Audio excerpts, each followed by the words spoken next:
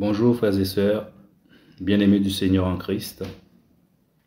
Je voulais aujourd'hui nous exhorter, nous fortifier, nous encourager et parler d'un petit sujet pour la bonne compréhension, pour notre bonne compréhension. Vous savez que dans 1 Corinthiens 12, il me semble, si je ne me trompe pas, la parole dit que Dieu a établi des prophètes, des apôtres, des docteurs dans le corps de Christ pour fortifier, pour encourager, pour préparer les saints, tout ça. Mais j'aimerais attirer notre attention sur quelque chose. Le Seigneur a établi des hommes et des femmes dans l'Église. Il nous a donné des fonctions. Il faut faire une différence entre la fonction d'apôtre, la fonction de docteur, de prophète, de pasteur, la fonction et l'autorité qui va avec, bien sûr, et la position. Vous savez, dans une entreprise, on peut prendre cet exemple-là parce que le monde nous enseigne, le Seigneur nous enseigne à travers le monde, la nature aussi nous enseigne, le Seigneur nous enseigne à travers la nature. Dans une entreprise, en général, il y a un patron. Le PDG, le patron, il a une fonction, c'est sa fonction de patron, de PDG, c'est sa fonction. Il peut y avoir dans cette entreprise un comptable, un secrétaire ou une secrétaire, un secrétaire. Ce sont des fonctions. Et logiquement, le secrétaire et le comptable est soumis au PDG. Mais le PDG aussi est soumis au secrétaire et au comptable parce qu'il n'a pas le droit de dire tout et n'importe quoi à ses collaborateurs. Donc, pourquoi je parle de ça? Il y a une différence entre la fonction et la position. Dieu a établi des hommes et des femmes, il leur a donné des fonctions, mes frères et sœurs. Mais malheureusement, ce qui se passe dans ce monde, comme le cœur humain est dur comme de la pierre, la fonction que Dieu nous donne devient une position. Vous voyez, ça devient une position. Donc ça veut dire qu'une fois que tu es apôtre, prophète, docteur, tu crois que tu es au-dessus des autres. Donc ça devient une position. Or Dieu t'a donné une fonction. C'est pour ça que Dieu dit dans sa parole, soyez soumis les uns aux autres. Parce que si tu crois que la fonction que Dieu te donne est une position, donc ça veut dire que tu te crois au-dessus des autres. Donc les autres sont au-dessous de toi. Logiquement. Et donc, ce que les autres vont dire aura peu d'intérêt pour toi. Donc, tu ne seras pas soumis à ceux qui sont en bas, parce que tu les vois en bas de toi. Donc, ça devient une position. Et dans le monde, c'est comme ça que ça se passe en général. Le patron écrase les autres. Mais dans le Seigneur, ce n'est pas ainsi. Le Seigneur dit dans sa parole, celui qui veut être le premier, qu'il soit le serviteur des autres. Vous voyez, dans le Seigneur, ce n'est pas comme ça. Il dit, les nations les écrasent, mais vous, dans le royaume de Dieu, ce n'est pas ainsi. Je suis venu pour servir. Vous voyez? Et c'est pour ça que le Seigneur Jésus-Christ se permettait de dire, je suis votre frère. Parce qu'un frère, tu peux parler avec lui. Tu vois? Tu peux parler avec un frère. Il est le grand frère. C'est sa fonction de frère. Il est le grand qui donne des conseils. Et plus que des conseils, il nous conduit. Mais celui qui prend la fonction comme une position, il ne va pas écouter les autres. Vous voyez, il ne va pas écouter les autres.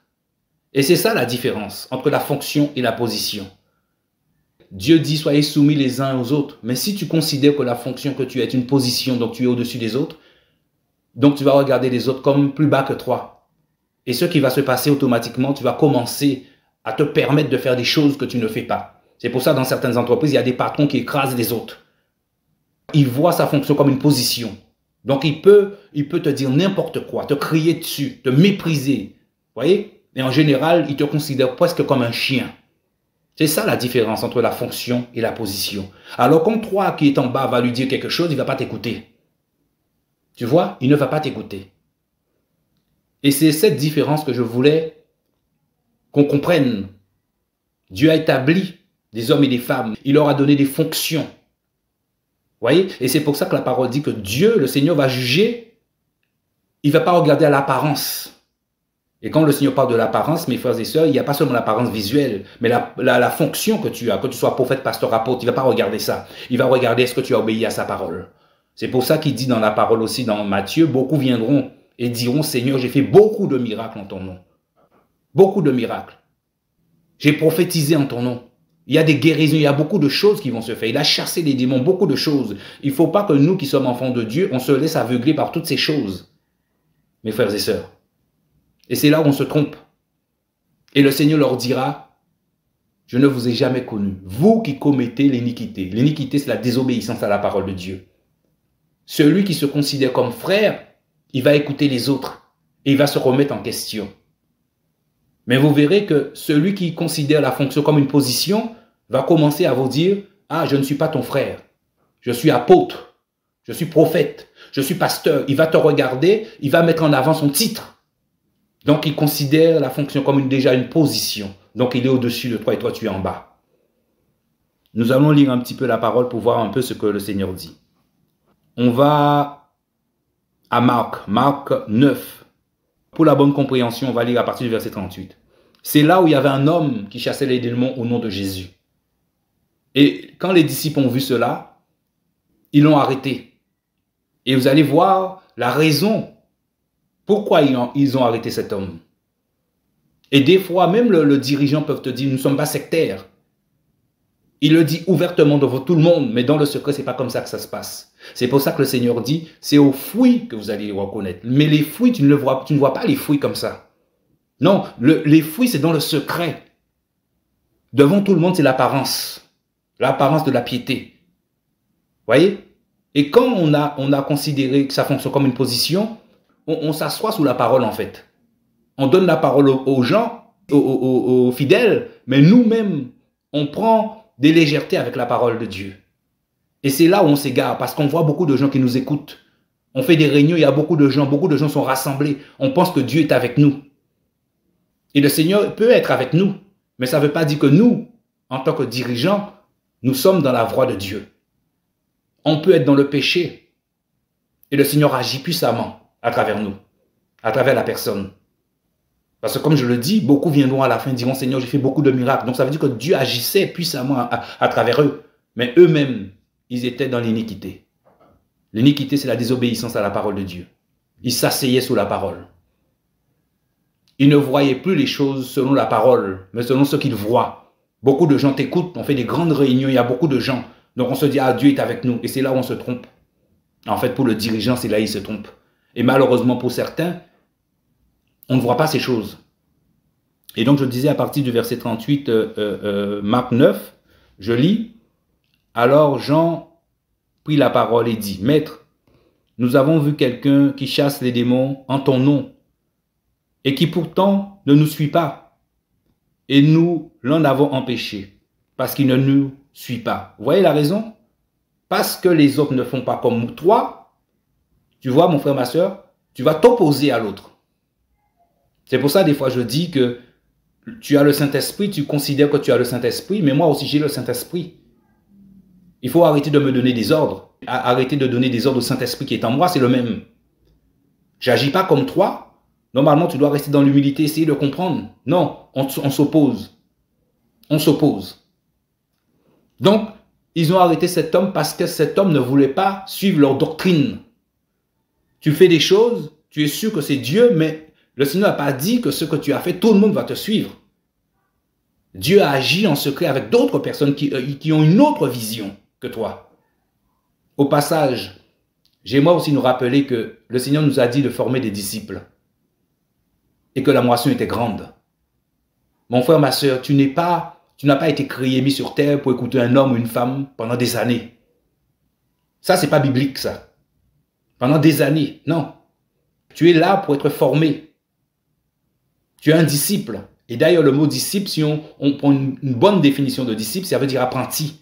Tu es là pour apprendre. Et à un certain moment, tu dois aller dans la moisson parce que la moisson est grande. Mais ce n'est pas ça qui se passe. On écoute un homme, on est enfermé, on écoute un homme. En général, c'est un homme. Toute la journée, tout le temps. On est rempli de connaissances, mais peu d'obéissance. Quand est-ce que tu vas aller dehors? Tu as reçu le don le plus magnifique du monde, le Saint-Esprit. Tu n'as pas besoin d'un don spécial pour chasser les démons, pour guérir les malades. Le Seigneur dit impose. Voici les miracles qui accompagneront ceux qui ont cru. Ils imposeront les mains aux malades en mon nom. Donc tu dois aller dehors imposer les mains aux malades. Leur parler de Jésus. Peut-être que tu n'es pas un prédicateur, peut-être que tu n'es pas un évangéliste. Mais tu peux témoigner, tu peux parler de Jésus dehors. Tu peux imposer les mains aux malades, ils seront guéris. Fais-le avec foi. Si ça ne marche pas du premier coup, continue. Prie encore. Et continue. Parce que c'est la parole. Ce n'est pas toi qui fais, c'est la parole. Donc on n'a pas été créé pour écouter un homme matin, midi et soir. La parole dit que Dieu a établi des hommes pour l'équipement. Une fois qu'on est équipé, c'est comme un apprenti maçon.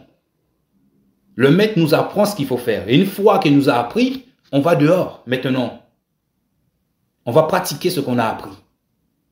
Je reviens à ce que je disais. Verset 39. Mais Jésus leur dit, parce qu'ils ont empêché cet homme de chasser les démons, ne l'empêchez pas, parce qu'il n'est personne qui, faisant un miracle en mon nom, puisse aussitôt après parler mal de moi. Qui n'est pas contre nous est pour nous. Et il continue au verset 41. Et quiconque donnera à boire un verre d'eau en mon nom, parce que vous êtes à Christ, je vous le dis en vérité, il ne perdra pas sa récompense. Voici là où je voulais en venir, au verset 42. Mais quiconque scandalisera un de ces petits qui croient en moi. Le Seigneur dit quiconque, peu importe ta fonction, et que tu crois que c'est une position. Mais le Seigneur dit quiconque scandalisera. On peut définir ce terme par scandaliser, te faire abandonner la foi, te détruire. On peut te faire tomber, te blesser. Parce que quand on a cette position, comme je disais au départ, on n'est plus un frère en fait. On ne marche plus selon la parole de Dieu. Parce que Pierre, Jacques, Jean, les autres, ils rappelaient aux bien-aimés, aux frères, je suis apôtre, oui, c'est ma fonction d'apôtre, c'est mon métier, admettons, c'est le métier, parce que nous sommes ouvriers avec Dieu. Je suis docteur, évangéliste, je ne sais pas quoi, la fonction que Dieu te donne. Mais je suis avant tout votre frère. Ça veut dire que s'il y a quelque chose, tu peux venir me parler. Parce que c'est une fonction. Mais celui qui considère la fonction comme une position, ben, tu auras du mal à lui parler. Il ne va pas t'écouter. Donc, il n'est plus un frère. Il est au-dessus de toi. Donc, il te regarde avec mépris. C'est automatique, en fait. Donc, il ne va pas t'écouter. Alors, même si tu as raison, le Seigneur t'envoie, il ne va pas t'écouter. Donc, alors, si Dieu lui demande de se repentir, mais il ne va pas se repentir. Parce que ça vient de toi.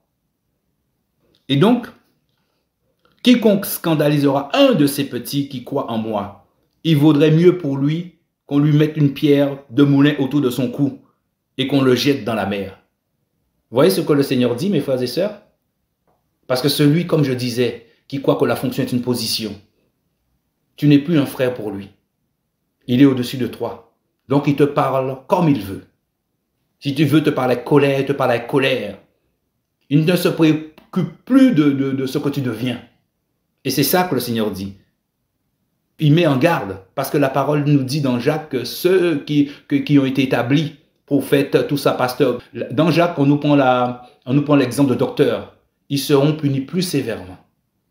Dieu punit plus sévèrement toujours celui qui est plus proche de lui en tant que fonction. Parce que c'est la fonction la plus élevée, c'est l'apôtre. Donc celui qui est apôtre sera puni plus sévèrement que celui qui est docteur. Ainsi de suite. Parce qu'il est censé obéir à la parole de Dieu. Et je vais raconter un petit témoignage. Quand je travaillais, j'étais contrôleur des finances. Il y avait un collègue. Il passait les concours internes. Il était absent. Il a passé ce concours, il me semble, le jeudi, le vendredi. Et il est venu peut-être le mardi. Son nom, c'est Rémi. Alors je dis à Rémi, comment ça s'est passé le concours? C'est un concours interne. Et il me dit, il ne sait pas. Alors je lui dis, Rémi, mais quand on passe un concours, on sait si c'est plus positif ou plus négatif. Ah, le gars c'est mis en colère contre moi, alors que j'ai dit juste ce que je viens de vous dire là. On sait que si c'est un peu positif, si c'est un peu négatif. On connaît un peu le résultat. Si on a bien travaillé, ça s'est bien passé ou pas. Il s'est mis en colère. Ça m'a blessé, ça a blessé surtout le Saint-Esprit. Parce que je ne m'attendais pas du tout à que le collègue réagisse comme ça. En plus, ce n'est pas n'importe quel collègue. C'est un gars qui passe son temps à blaguer.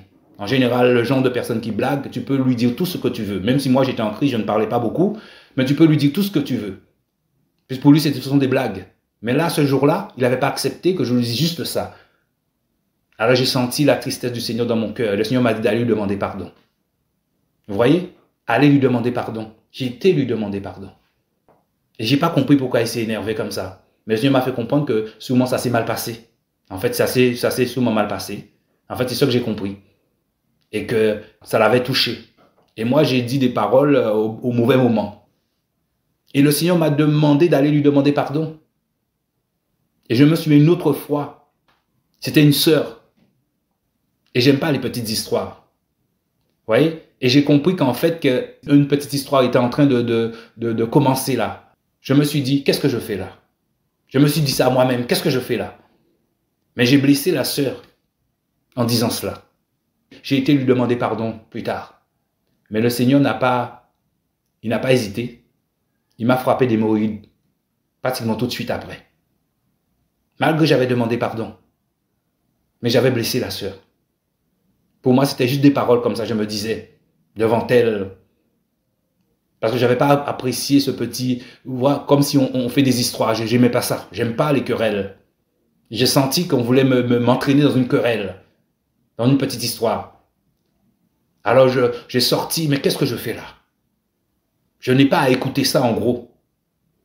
Et j'ai blessé la sœur en disant cela. C'est un résumé que je vous fais. Et le Seigneur m'a frappé d'hémorroïdes. Le soir même. Le soir même.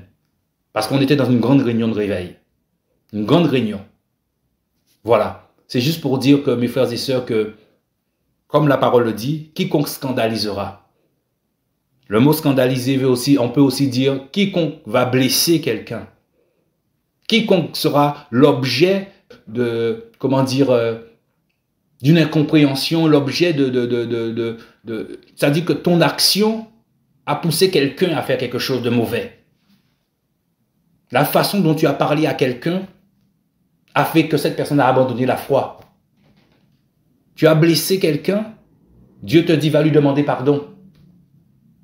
Mais celui qui est apôtre, prophète, pasteur, qui considère que la fonction est une position, qu'il est au-dessus de toi, tu ne pourras plus lui parler. Et c'est comme ça qu'ils vont s'asseoir sous la parole de Dieu. Ils vont te parler de beaucoup de choses qui se trouvent dans la parole, mon frère, ma sœur. Beaucoup de choses qui se trouvent dans la parole, mais eux-mêmes vont prendre des légèretés avec la parole. Vous voyez? Et ils peuvent te blesser. Mais ils ne vont pas demander pardon. Parce qu'ils n'ont plus les yeux fixés sur la parole. Parce que n'oublions pas, le Seigneur dit on va les reconnaître à leurs fruits. Mais les fruits, tu ne peux pas voir les fruits comme ça. Il faut être dans le secret pour voir les fruits. Et une fois que tu ne demandes plus pardon, tu t'es détourné de la vérité. Parce que celui qui appartient à Jésus a le cœur repentant. Il demande pardon. C'est pour ça aussi que les apôtres disaient, votre frère, Pierre, Paul, Jacques, votre frère. On n'est pas seulement apôtres. Nous sommes avant tout votre frère. Jésus est venu, il a dit, je suis votre frère.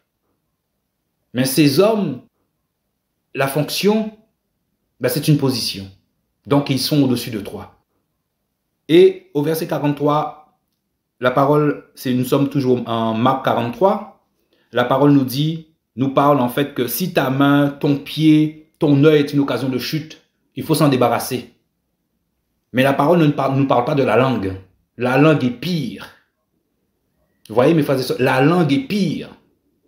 Parce que dans Jacques, on nous dit la langue est un petit feu. C'est le monde de la géhenne. La langue est pire. Et c'est ça que feront ces hommes et ces femmes. À travers leur langue, ils vont faire beaucoup de mal. Et vous voyez des fois dans leurs exhortations. À travers son exhortation, on sait que c'est pour quelqu'un qui l'envoie ça. On le sait déjà. On rigole parce qu'on se dit, ah, il parle à quelqu'un. Mais en fait, c'est pas bon. C'est mauvais, ça. C'est mauvais. Et on va commencer à utiliser la parole pour descendre des gens. Vous voyez le niveau de la méchanceté qui se trouve dans le cœur? On utilise la parole pour descendre les gens. Et on va commencer à faire des clans. On va commencer à te dire, ne parle pas à cette personne. Mais qui es-tu, mon frère, ma soeur? Qui es-tu pour dire ces genres de choses? Dieu t'a dit ça? On va commencer à utiliser la parole. La parole dit, voilà, ce sont des impies. Dieu t'a dit ça? Tu es qui? Mais ce sont les mêmes personnes qui ne vont pas se repentir. Hein. Là où le Seigneur dit, soyez en paix avec tout le monde, mais pas pour eux. Parce qu'une fois qu'ils t'ont blessé, il ne s'occupe plus de toi. Et il fait tout pour t'écarter, que tout le monde s'écarte de toi. C'est leur façon de faire. En prenant la parole, bien sûr. Ah, ce sont des impies. Ils vont prendre toute la parole. Et ils vont monter les gens contre toi pour que les gens ne te parlent pas. Tu vois, mon frère? Si on lit le verset 19, par exemple, Marc 10, verset 19, où le jeune homme est venu voir Jésus pour dire qu'est-ce qu'il doit faire pour être sauvé. Le Seigneur dit au verset 19, tu connais les commandements? Ne commets pas d'adultère, ne tue pas, ne dérobe pas, ne dis pas de faux témoignages, ne fais aucun tort à personne. Aucun tort. Ne méprise pas les gens, ne blesse pas les gens. Parce que quand tu fais du tort à quelqu'un, tu le blesses. Mais ces hommes, ces femmes, ces gens qui sont au-dessus, qui croient qu'ils sont au-dessus de toi, ben, ce verset, ce n'est pas pour eux. Non, ce n'est pas pour eux. Et malheureusement, nous, qui sommes enfants du Seigneur, on écoute ces gens, on leur donne raison. Parce qu'on n'est pas assez attaché à la parole. On n'a pas compris que Dieu agit de plusieurs façons avec ses enfants. Ces hommes pensent que tout le monde va les suivre. Ils te parlent de la parole, mais la parole, ce n'est pas pour eux. Quand le Seigneur dit, si ton frère a péché contre toi, ce qu'il faut faire, mais ce n'est pas pour eux. Parce qu'au départ, ils te chassent. Et ils te disent que tu es un impie. Mais même l'impie qui devient ton ennemi, le Seigneur dit, soyez en paix avec tout le monde. Mais ce n'est pas pour eux. Parce que demander pardon, c'est s'humilier, c'est s'abaisser. Et ils se sont mis au-dessus de toi. Donc ils peuvent en aucun cas s'abaisser. Aucun cas. Le pardon est devenu très difficile pour eux. Parce que pour eux, ils sont dans la vérité. C'est pour ça que la parole dit, on va les reconnaître à leurs fruits. Donc des gens qui peuvent parler de ces gens, ce sont des gens qui ont été tout près d'eux. Nous qui regardons ça de loin, on ne va pas voir. Parce qu'ils ont l'apparence de la piété. Ils parlent bien. Ils parlent de la parole. Mais dans le secret, qu'est-ce qui se passe? Des clans, des querelles. Ils sont au-dessus de toi. Donc en fait, tu te demandes, mais est-ce que ces gens sont vraiment du Seigneur? Parce que ce n'est pas la parole qui est appliquée. Le Seigneur dit, celui qui veut être le plus grand, qui soit ton serviteur. Mais eux, c'est plus une fonction, c'est une position.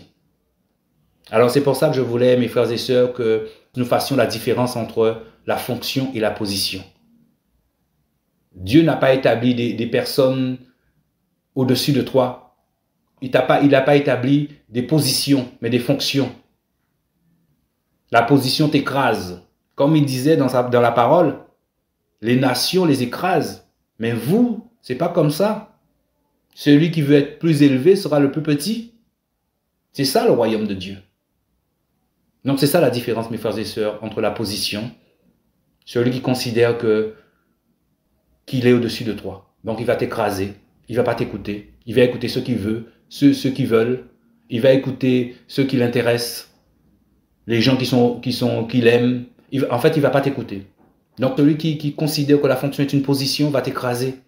Tu n'as rien à lui dire en fait. Le Seigneur Jésus, c'est le modèle parfait.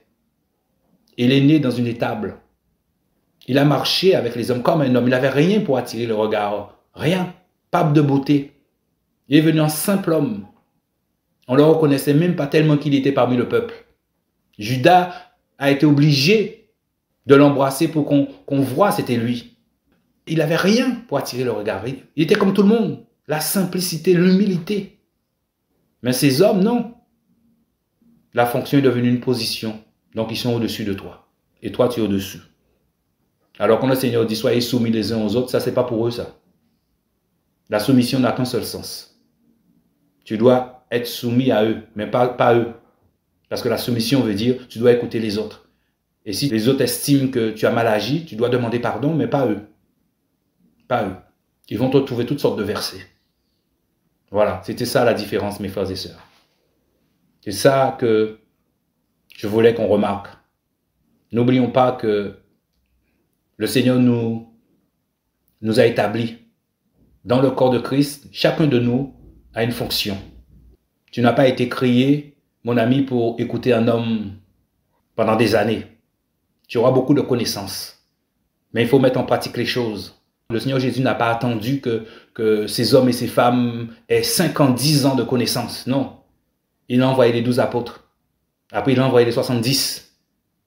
Et nous, il nous demande d'y aller maintenant. Tu as déjà assez dans ton cœur maintenant. Va avec la force que tu as. Va dehors, prie pour les gens. Impose les mains aux malades. C'est ce que dit Jésus. Ne te laisse pas impressionner par ceux qui vont te dire qu'ils vont prendre le verset de Paul, que Paul a dit qu'il faut pas imposer à Timothée, il ne faut pas imposer la main aux gens avec précipitation. Ça n'a rien à voir, c'est un autre contexte. Là, on nous parle de personnes qui sont usées, qui sont dans le péché. Mais dehors, la plupart des gens que tu vas rencontrer, ils sont dans le péché, ils ne prétendent pas être de Dieu. Donc c'est un autre contexte. Impose les mains aux malades, mon frère, ma soeur. Prie pour eux. Il se peut que ça ne marche pas tout de suite. Continue. Continue. La moisson est grande, mes amis. Sortez des bâtiments. Obéissez au Seigneur, mes frères et sœurs. La moisson est grande. Il y a peu d'ouvriers parce que tous ces hommes qui se croient être prophètes, pasteurs, apôtres, captivent les ouvriers du Seigneur. Ils les empêchent d'aller sortir. Ils les empêchent de sortir. Mais il faut sortir. La moisson, c'est dehors. Que le Seigneur nous bénisse, mes amis. Et voilà, c'était la différence entre la fonction que Dieu nous donne dans l'Église et la position. Parce qu'aucun membre du corps va dire qu'il est plus important qu'un autre. Chacun a une fonction bien précise et chacun a besoin des autres. Et si un commence à s'écarter de la parole, le Seigneur dit qu'il va couper cette branche. Même si on ne le voit pas tout de suite. Si cette personne ne se repent pas, et continue à se borner, à croire qu'il est au-dessus des autres, il sera retranché, il ne verra même pas qu'il sera retranché. Mais nous, en tant qu'enfants du Seigneur, nous ne devons pas suivre ces gens. Parce qu'automatiquement, on va faire la même chose qu'eux. Parce qu'on va penser que c'est comme ça qu'il faut agir. Ne blessez personne, mes frères et sœurs. Si on a blessé quelqu'un, demandez pardon. Ne soyons pas une occasion de chute pour quelqu'un, mes frères et sœurs. Il y a beaucoup de gens qui souffrent dehors. On les a blessés dans les assemblées. Ne nous voyons pas au-dessus des autres. Si tu es chrétien, tu es disciple de Jésus-Christ, ton frère, ta soeur aussi un disciple. Soyons soumis les uns aux autres, écoutons les uns les autres. Et si ton frère fait autre chose que toi, il ne faut pas le condamner parce que peut-être que c'est Dieu qui le conduit ainsi. Bénis-le. Et je voulais rajouter aussi que ne faisons pas comme les autres. On entend souvent que les chrétiens sont des voleurs, des escrocs. Mes frères et sœurs, ce n'est pas ce que nous dit la parole de Dieu. Ça, c'est ce que les hommes enseignent. C'est ce qu'on entend partout. Paul dit bien dans Corinthiens, il me semble, le corps de Christ, le corps est saint. Donc, si le corps est saint, comment le corps peut être un voleur, un escroc? Non. On fait un amalgame entre ceux qui volent parce qu'ils sont prophètes, ils se disent être prophètes, pasteurs, mais ils ne sont pas prophètes, pasteurs du Seigneur. Non. Et le corps de Christ. Le corps est composé de pierres vivantes, des hommes et des femmes qui sont conduits par l'Esprit de Dieu et qui obéissent à la parole de Dieu. Et le corps est saint. C'est ce que nous dit la parole. Le corps de Christ est saint. Donc ça veut dire qu'il n'y a pas de voleur, il n'y a pas d'escroc. Donc il faut arrêter de faire croire aux gens qu'il y a des chrétiens qui volent. Non, s'ils volent, c'est un voleur, ce n'est pas un chrétien. S'ils mentent, c'est un menteur, ce n'est pas un chrétien. Que le Seigneur nous bénisse. Merci Seigneur pour cette exhortation. Que ton nom soit glorifié, Papa. Merci pour ta présence, Seigneur. Merci pour ton peuple, merci pour ton Église, Seigneur. Au nom de Jésus. Amen.